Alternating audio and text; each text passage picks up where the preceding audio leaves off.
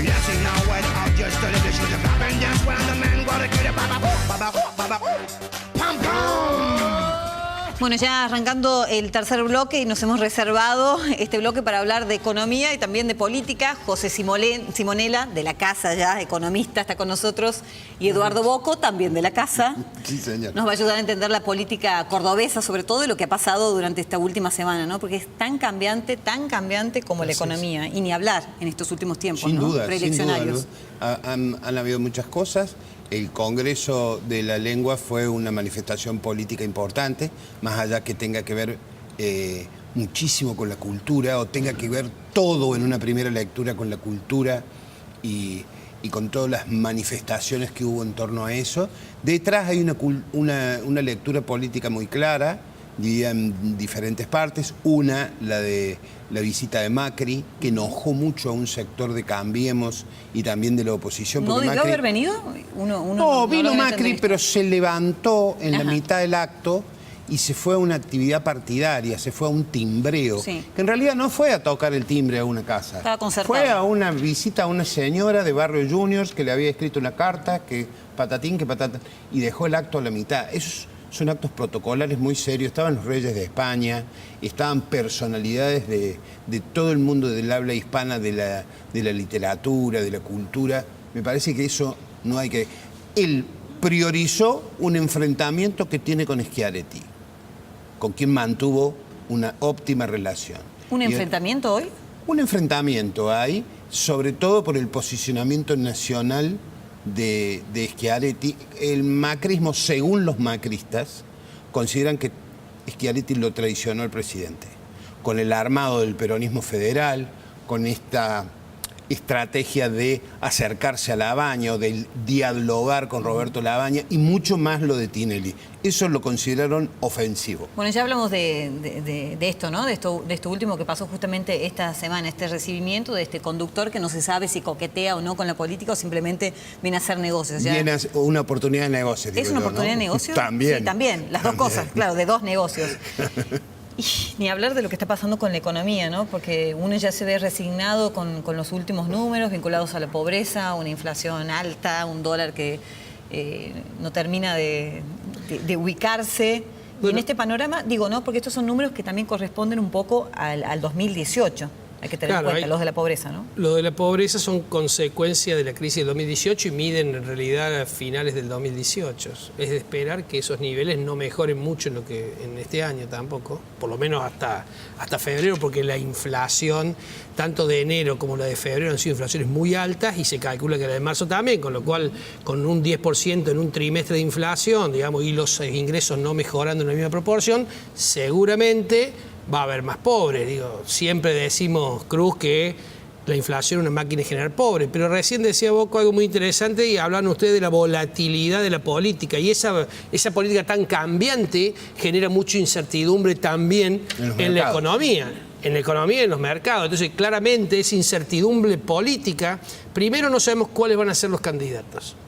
Y, digamos, ni siquiera sabemos cuándo van a ser los candidatos de las tres fuerzas, te diría, ¿no? Que por lo menos, tanto por Cristina, no sabemos si se presenta o no sabemos si Macri se termina presentando o ponen otro candidato, y no sabemos si el peronismo federal, quién va por el peronismo federal. Entonces, esa incertidumbre, a no mucho de las pasos, genera una volatilidad adicional en los mercados financieros, sumado a todos los pecados propios nuestros, que es la inflación, el déficit, que si bien el déficit fiscal ha disminuido el primario, pero el financiero se ha incrementado de manera muy importante como consecuencia del incremento de la deuda y de la tasa.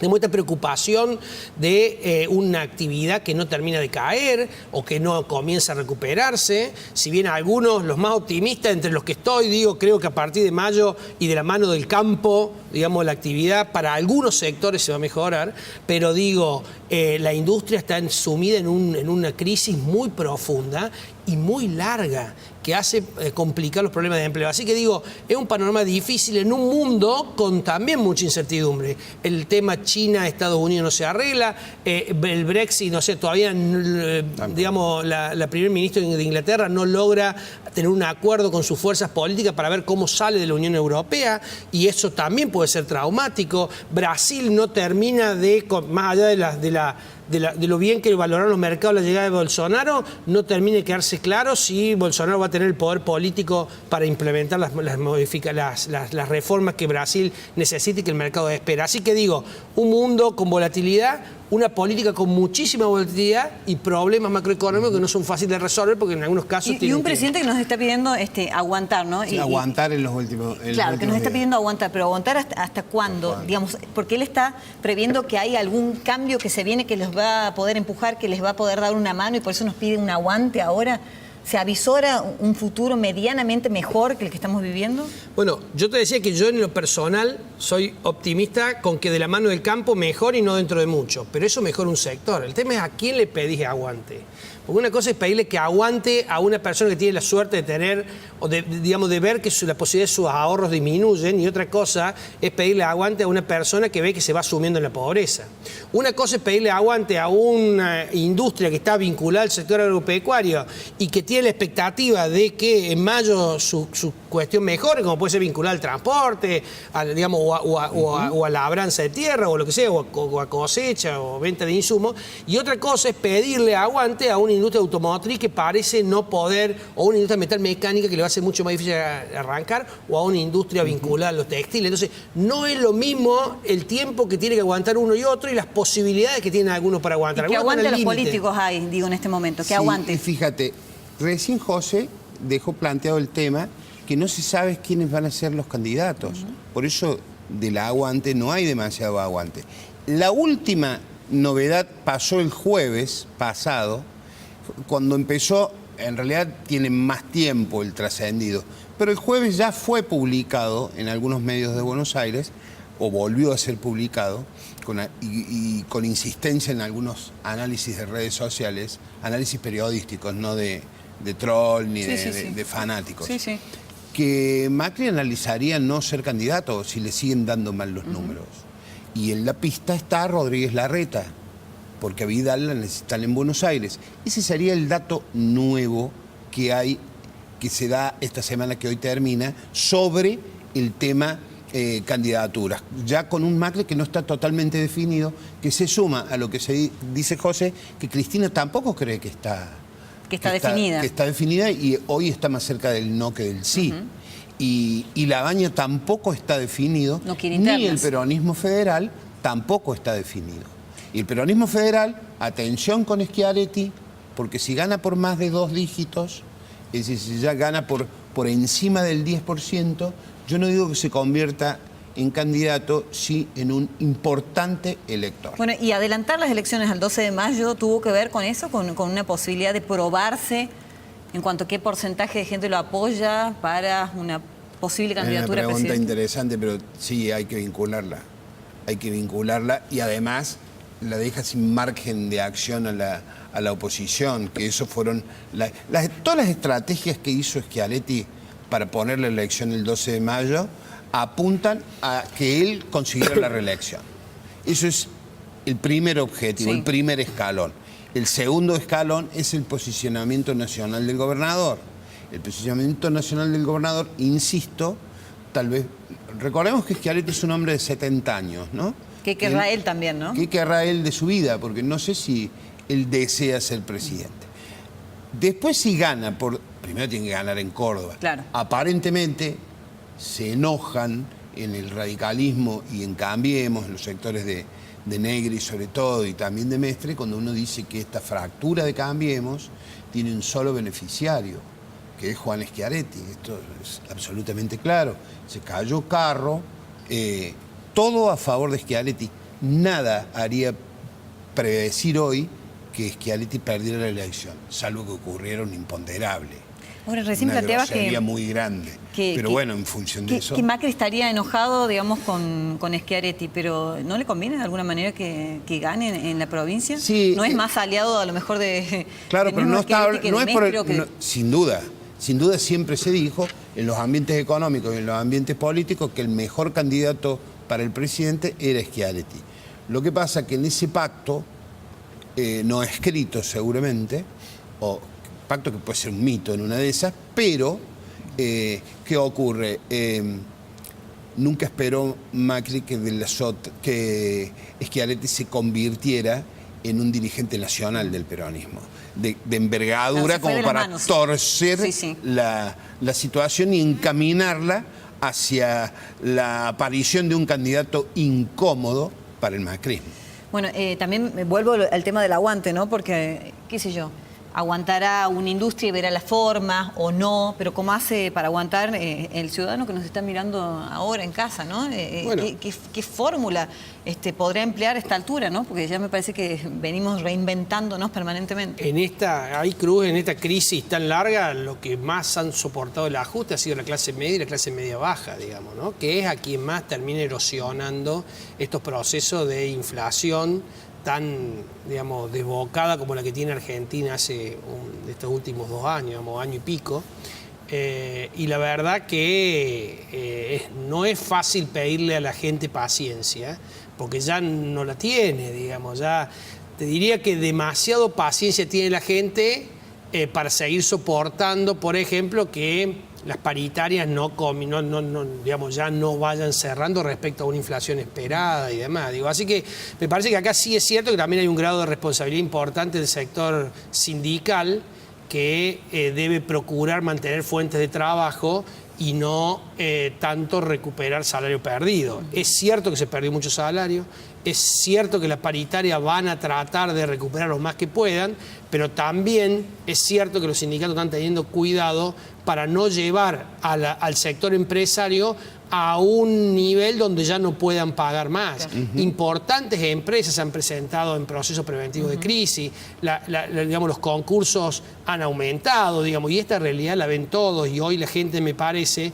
que está privilegiando la posibilidad de mantener el empleo. Pero lo que sí es cierto es que la capacidad de consumo se ha erosionado y la capacidad digamos, de reemplazar bienes por un sustituto más barato también se está acabando. Viste que vos primero sustituís la carne por el pollo, después el pollo por la pasta, pero después, digo, la leche no tiene sustituto cercano, digo, y no podés seguir bajando. Así que yo creo que la preocupación es grande. Yo creo que la praxis del gobierno, fundamentalmente del Banco Central, aplicada para controlar el tipo de cambio, ha sido muy perversa para la economía real. Esto digo, el Banco Central ha decidido combatir los aumentos de tipo de cambio ofreciendo tasas realmente increíblemente altas. Hoy la tasa del ELIC, la tasa de referencia, la que solamente cobran los bancos, es del 68%. Y esa tasa hace inviable el crédito, tanto para la empresa como para la familia. Entonces esto tiene una relación directa con la caída del consumo y con la imposibilidad de mantener el capital de trabajo que necesitan las empresas, las pymes, para seguir funcionando, más aún cuando la cadena de pago, es decir, cuando las cobranzas de ellos se han estirado.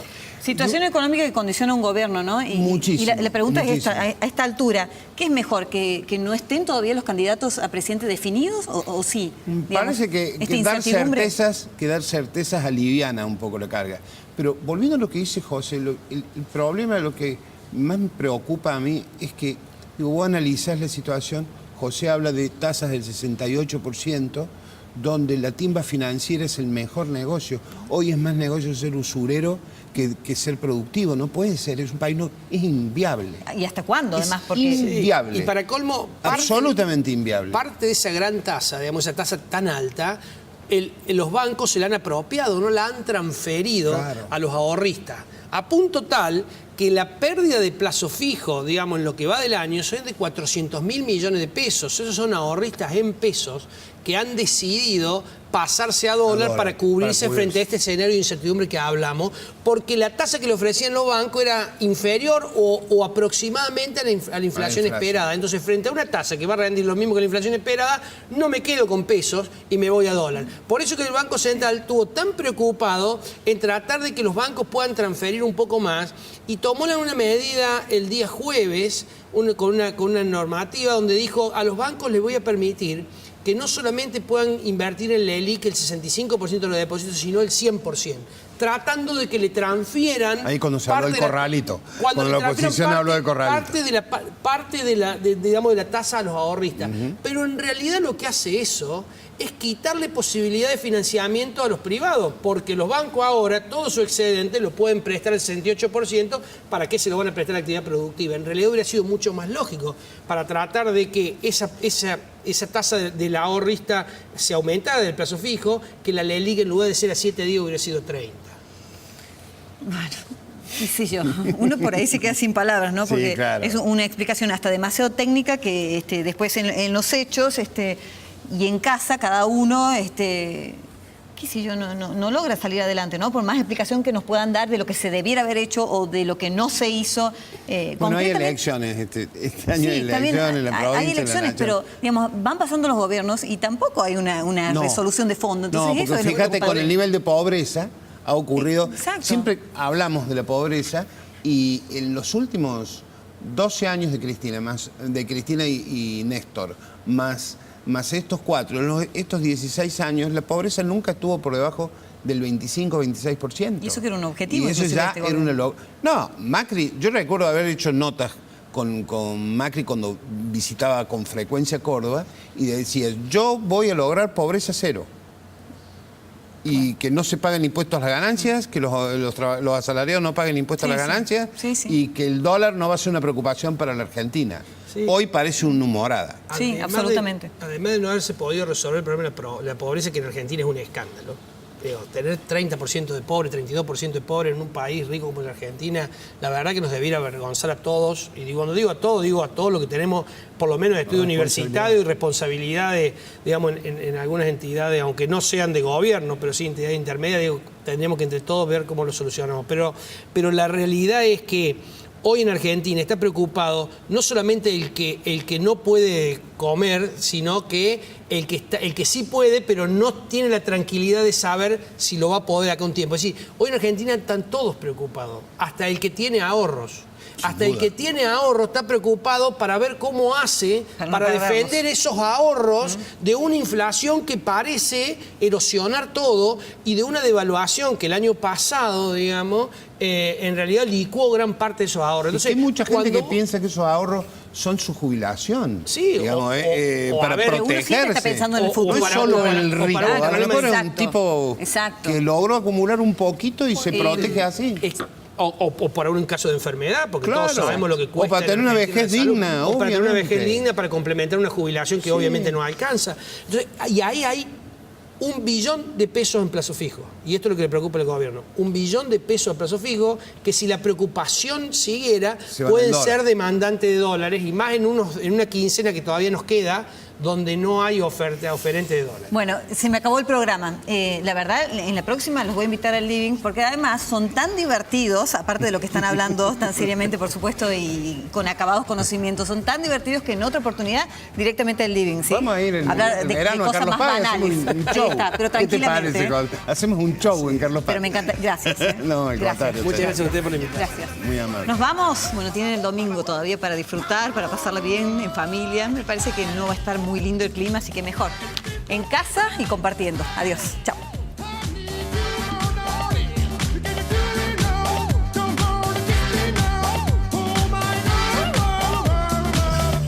¿Querés beneficios y canjear tus puntos por increíbles premios? Asociate sin cargo a Club Personal.